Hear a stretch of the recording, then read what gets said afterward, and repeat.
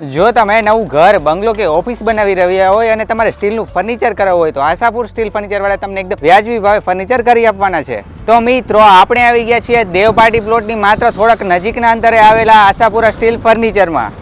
અને મિત્રો અહીંયા તમને મસ્ત મજાના રજવાડી સ્ટીલના ખાટલા ભરેલા મળી રહેવાના છે.